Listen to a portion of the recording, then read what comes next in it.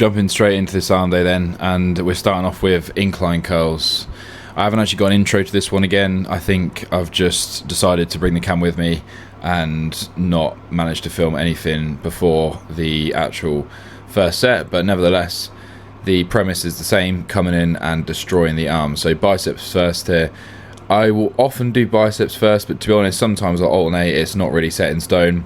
I'd say if I'm feeling a little bit weak and perhaps not as warmed up, maybe a bit more fragile, I might do triceps first, just so I can get some blood and warmth into my actual arm, because I feel like there is slightly more that can go wrong with a bicep curl, perhaps just in terms of when the arm's stretched down. But this exercise here I find pretty safe, and I've never had any kind of near injury misses, at least not that I'm aware of. But at this point in time here, you can see there my arm's coming a little bit further out than you would like, but it's just because I can't physically bend my wrist that way with it being partially fused, so I'm forced to just push to failure to the point where then the tension rides off the bicep and I'll then let it go down again. Sometimes just doing partials, but often just riding it out until I reach that failure on that last rep and then calling it there. So whatever I do choose to follow, I'll try and keep that consistent across the weeks, and that way when I'm actually looking at the reps trying to hit those PBs, I can see, okay, was that actually with a clean set? Was that actually with a set with partials? Was I using fat grips? Was I using chalk, straps, a belt, anything like that?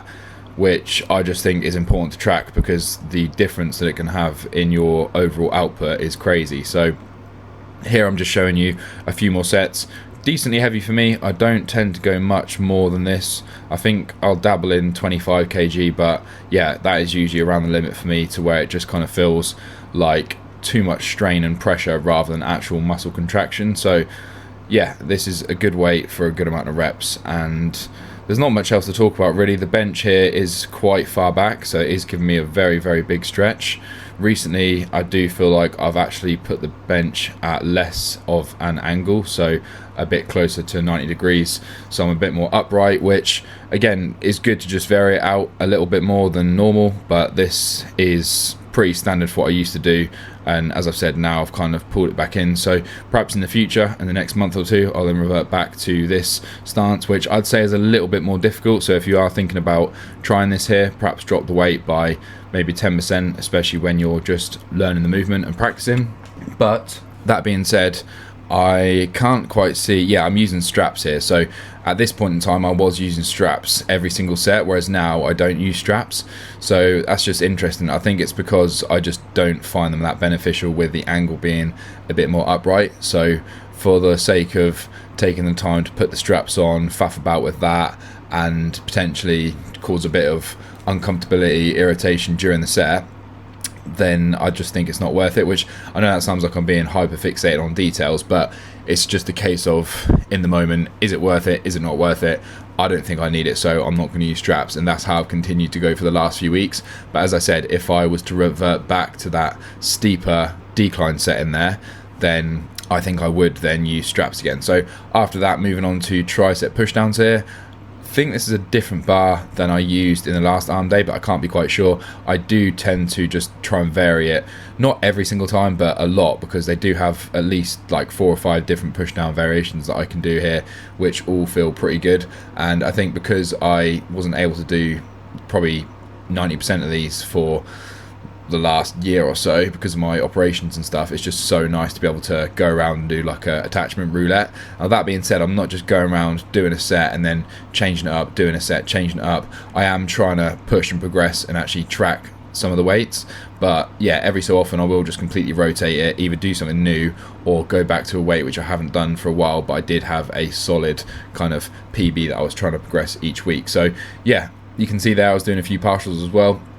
And what I've started to do is take a little step back from the machine as I do reach that failure range, and it almost puts me into kind of a skull crusher position where my long head of my triceps is getting taxed. So to explain it to you guys, where my elbow is, basically to the left of that, going up towards my shoulder on the left side versus on the outside of my arm, is getting taxed more. So actually kind of where there's more shadow here, if I let my arms come forward and really stretch out in front of me, really does get taxed, versus the part on the side, which is a bit more lighter from where the LED is on there.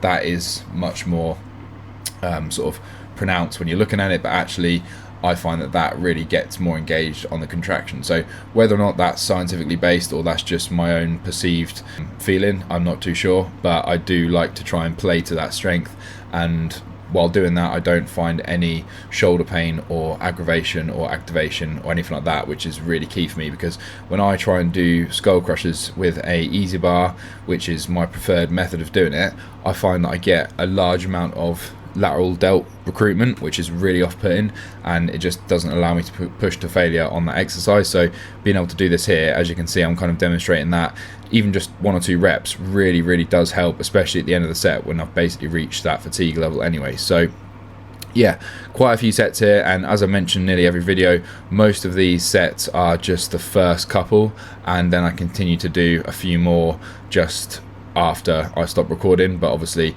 it would be a ridiculously long video if I included all of them in there. So yeah, quite a short one today, but still nevertheless pump's good.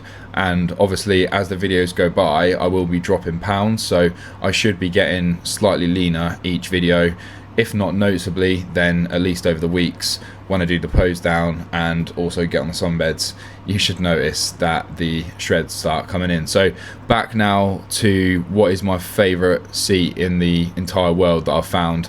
I'm not sure if someone's just chopped this off or welded it or what, but it's got no brand name on it. It's literally just like a mini bench seat, and the back is slightly angled, the cushion's kind of worn in, the foot placement where you can see here I've got my trainers positioned, even that is perfect because it's not in the way. It's got that angle where the bracket sits on the floor. So yeah, I just need to recruit this piece of equipment in my future gym. It's just absolutely perfect. I'm sure you can probably buy some on the internet. I haven't really looked into it because I don't have enough space in my home gym, but a few hammer curls in there. I think the camera then died, quick charge, and then a pose down here to finish things off. So yeah, I think we just got the Gasp joggers on and then unbranded top today. Nothing too crazy with the fit, but yeah, nonetheless, arm pump is showing through. Delts actually still looking all right, but sometimes do get swamped with an arm pump, which can be good or bad. For me, I don't have great delts, so it can look a bit odd, but here looking quite full overall.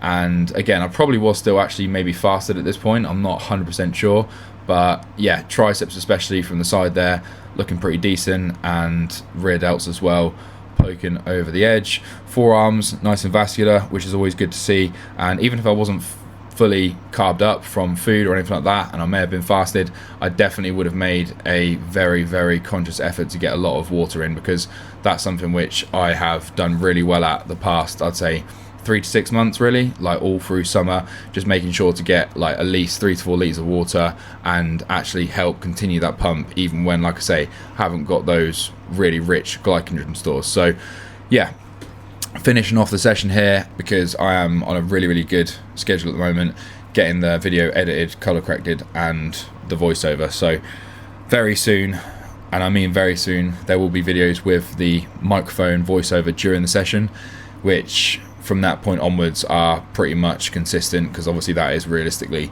the best way to go.